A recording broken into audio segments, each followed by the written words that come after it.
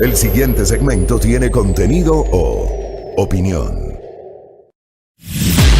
La entrevista en A Primera Hora. Analizamos los hechos del momento junto a sus protagonistas.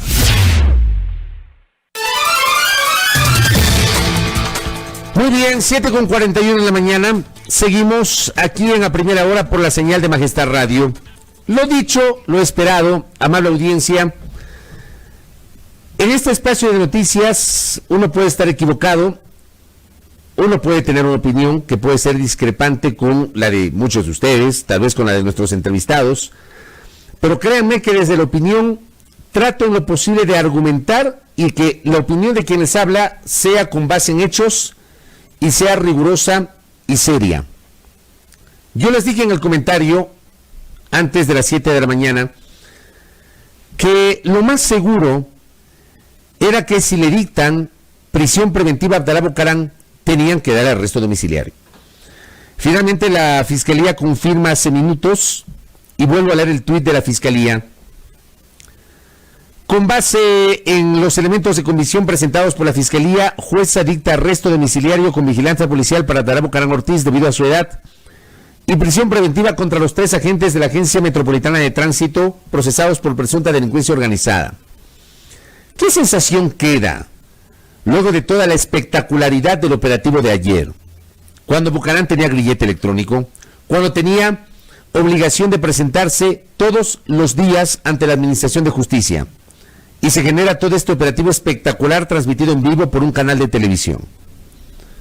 ¿Qué sensación le queda a la sociedad ecuatoriana, amable audiencia, que 24 horas después de ese operativo espectacular para detener a Bucaram, resulta que le dan arresto domiciliario?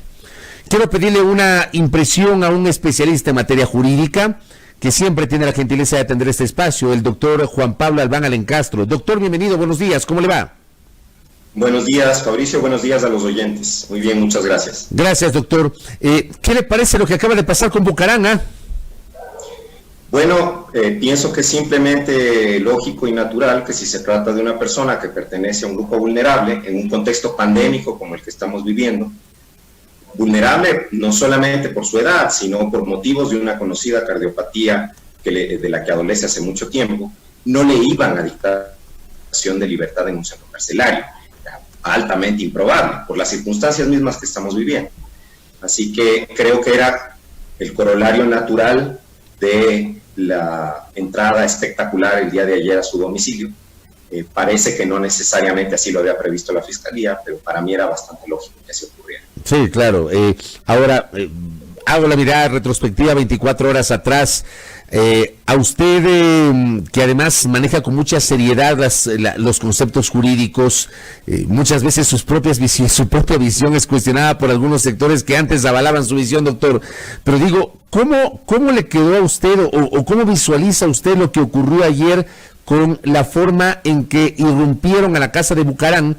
Esto fue transmitido por un canal de televisión, Bucaram estaba con grillete electrónico, o sea, hay una serie de cosas que yo en lo personal he cuestionado, pero me gustaría saber su opinión en torno a ese tema.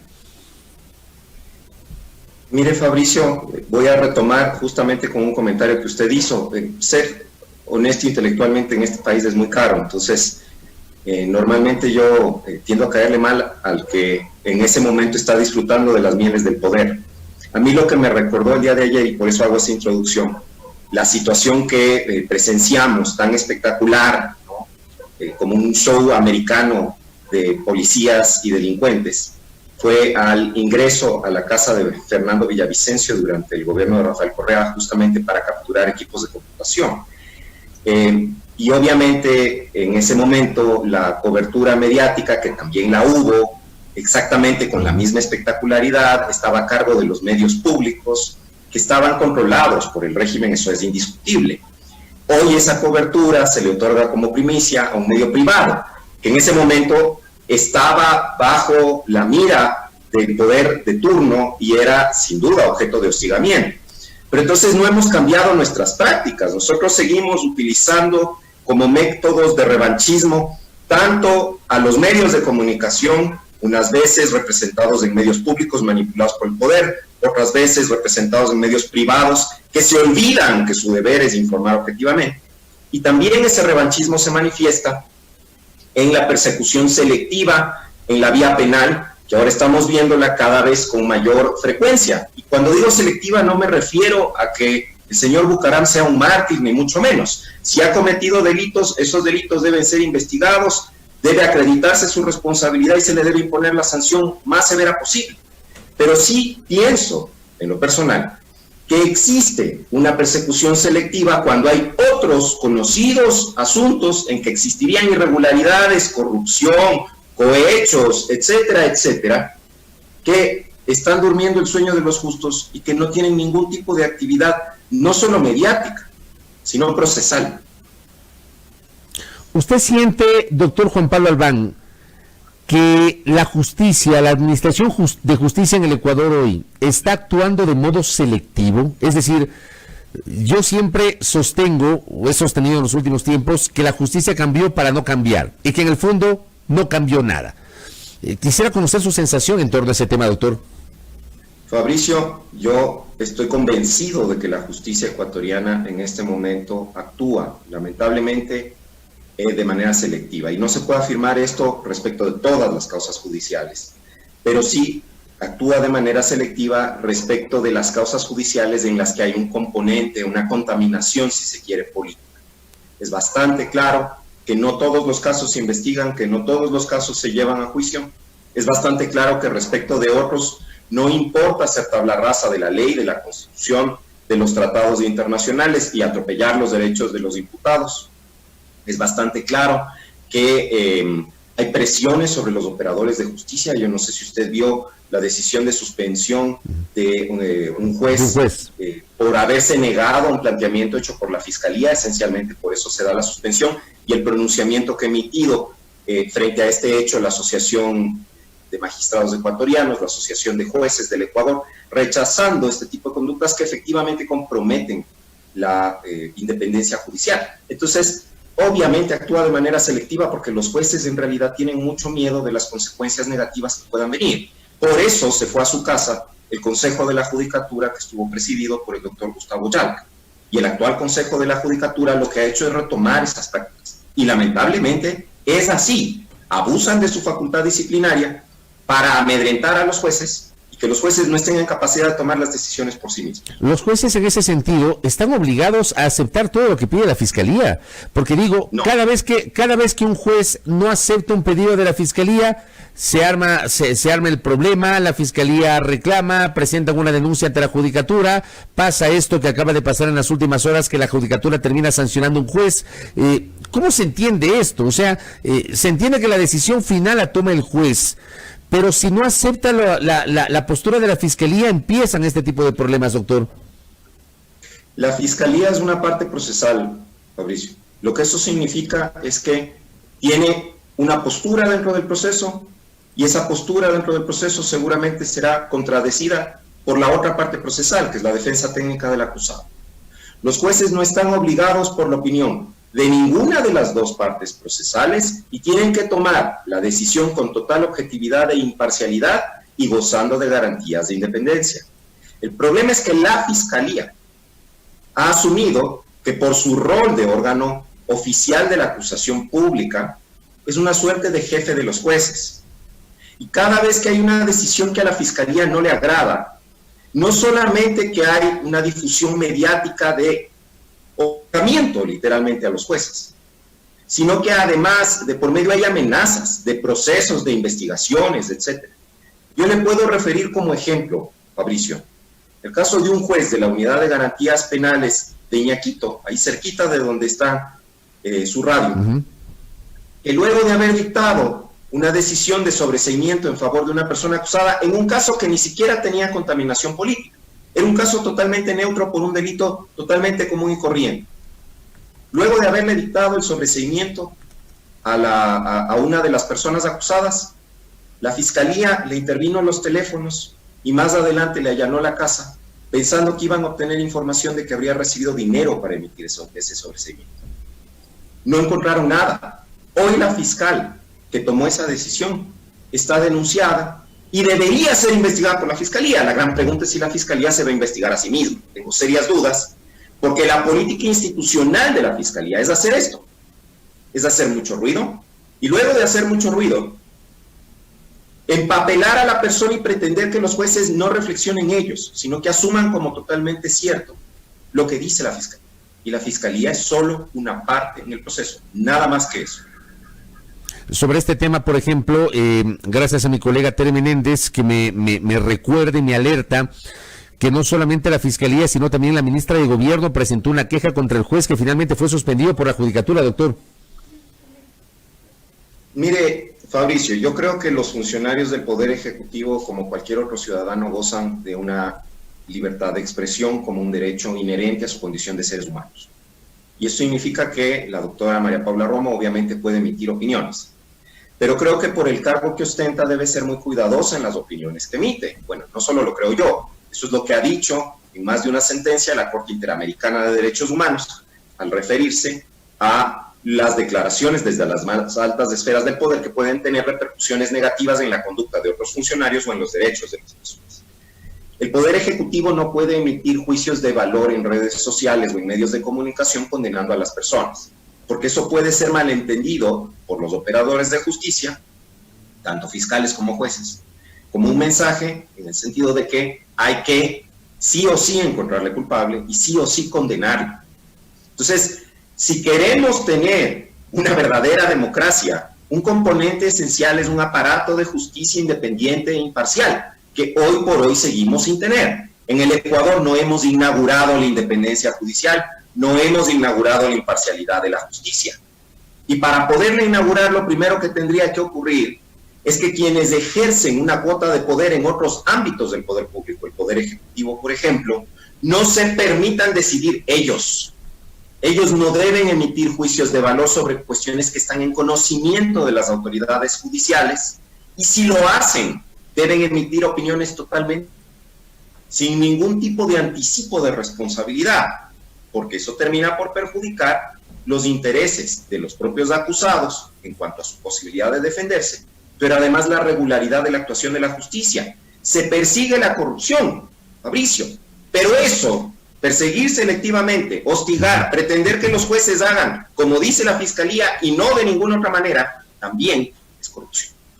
Lo que pasó ayer, para cerrar esa parte de Bucaram, la forma como se llevó adelante el operativo generó una gran discusión en las redes sociales. Hay gente que dice que, bueno, hay gente que no le importa el tema del Estado de Derecho porque asume que está harta de la corrupción, que dicen que a los corruptos, que a los pillos, que a los criminales hay que sancionarlos con el máximo rigor que se pueda. Y obvian esto del debido proceso, que al menos yo sí defiendo, y que usted también lo defiende por su condición de abogado, obviamente. Yo lo defiendo desde el periodismo, el tema del debido proceso, porque además, de esa manera, se garantiza que mañana o pasado los abogados no van a plantear la nulidad de un proceso o no van a plantear algún recurso a nivel internacional. Digo, la forma como ayer se irrumpió en la casa de Bucaram, con todos estos elementos que hemos comentado, le pregunto a usted, ¿podría ser causal de nulidad? ¿Podrían los abogados emitir algún tipo de recurso planteando la nulidad por eso? ¿O en su defecto se podría presentar algún tipo de recurso a nivel internacional que podría a su vez provocar una sanción contra el Estado ecuatoriano? Le pregunto, doctor. Mire, Fabricio, yo también vi en las redes sociales las opiniones, de hecho, de muchos colegas, porque lo curioso es que algunas de esas opiniones provienen de abogados, claro. Varios de esos abogados, queridos amigos, a quienes estimo profundamente, y que se han olvidado que en un proceso penal, finalmente, lo que se examina es el hecho y no se examina el quién. Obviamente, para atribuir la responsabilidad tendremos que determinar las condiciones personales del supuesto autor del hecho. Pero en este país, hace bastante rato ya no importa de qué está acusada la persona. Lo que importa es qué persona está acusada. Y si es una persona que en el imaginario colectivo no merece tener un juicio justo, ya está condenada en forma anticipada en las redes. Esa espectacularidad con la que ingresó ayer la Fiscalía dándole la primicia a un canal privado, que yo creo que tendría que actuar con un poco más de objetividad y ética, con toda sinceridad, precisamente porque ellos mismos fueron víctimas de persecución durante el régimen pasado. Decía, esa espectacularidad con la que ingresó la Fiscalía acompañada de los medios tenía el propósito de enviar el mensaje de que no se le va a dar cuartel, básicamente, al señor Bucaram. Pero finalmente el efecto de eso, a los ojos, por ejemplo, de un organismo internacional de supervisión, que es lo que usted pregunta, sí va a ser curioso, llamativo y no necesariamente indicativo de una afectación del debido proceso, pero sí indicativo de una posible irregularidad en el desarrollo de ese proceso.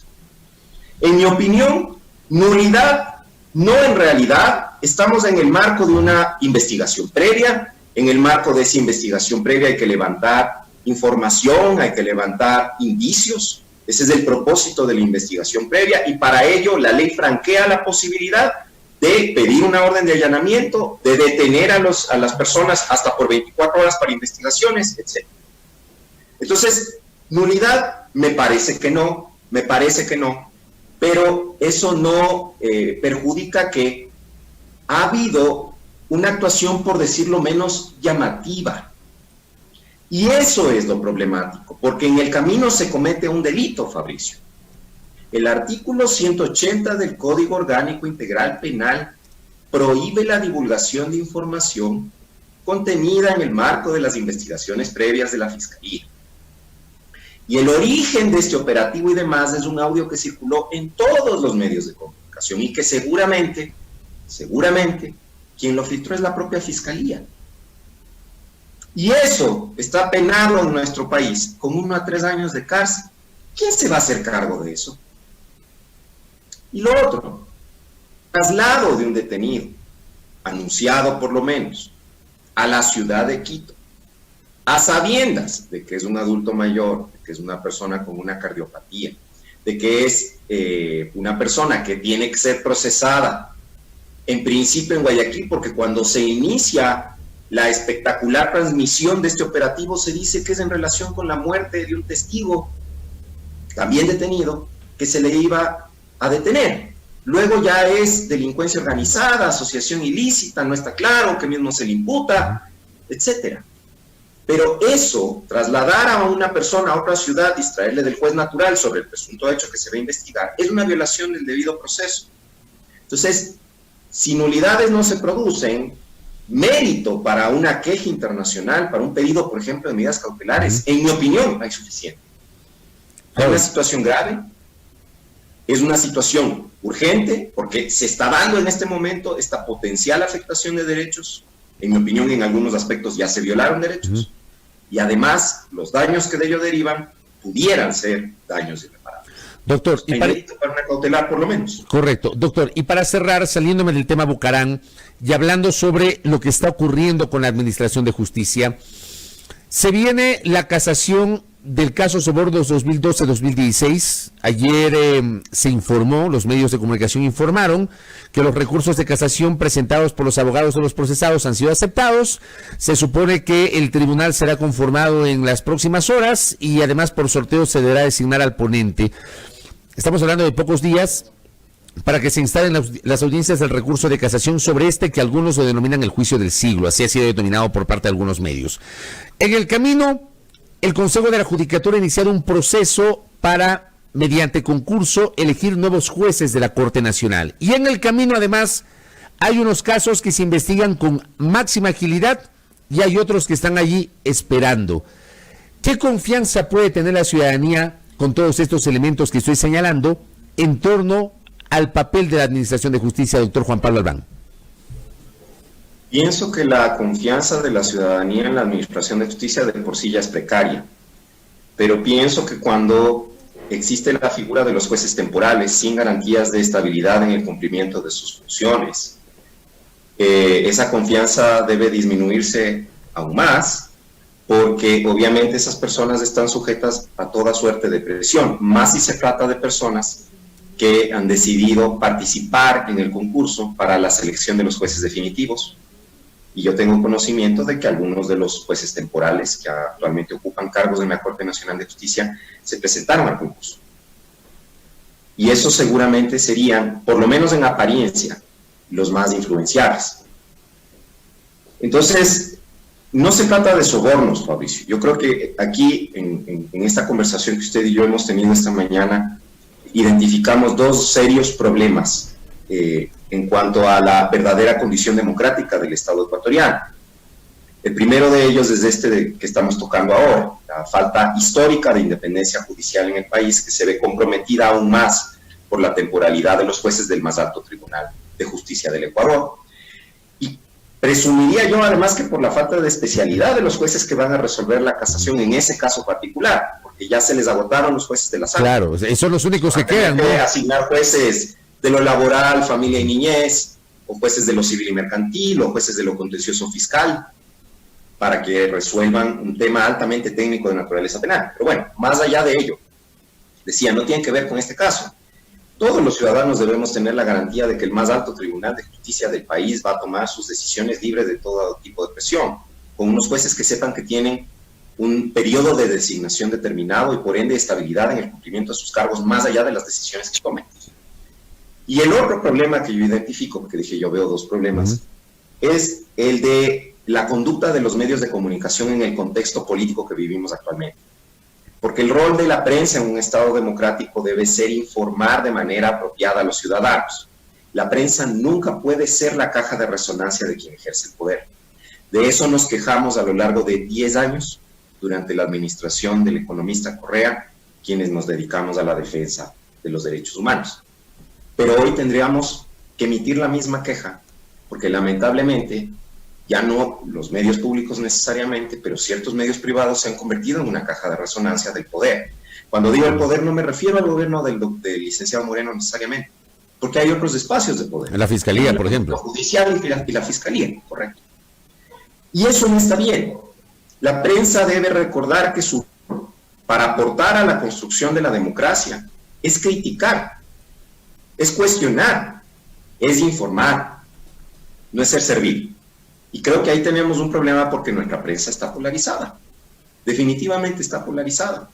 ¿Cómo está polarizado el país? Porque los ciudadanos también están todos, casi todos, en extremos y los que hemos quedado en la mitad. Y no nos gustaba lo de antes y tampoco nos gusta lo de ahora. Antes éramos agentes de la CIA y hoy somos correístas recalcitrantes en el imaginario político. Yo suscribo plenamente a sus palabras, doctor. Suscribo plenamente a sus palabras porque también en el medio estamos quienes, de alguna manera, podemos estar equivocados, pero terminamos administrando la coherencia. Y yo sí le valoro eso a usted, doctor, y se lo he dicho en varias ocasiones, yo sí valoro su coherencia sobre lo que piensa y sobre lo que dice. Gracias por el tiempo, doctor, que tenga usted un buen día. A usted, Fabricio, buenos días. Gracias. Juan Pablo Albán Alencastro, jurista, conversando aquí con nosotros, su visión crítica sobre lo que está pasando con la Administración de Justicia.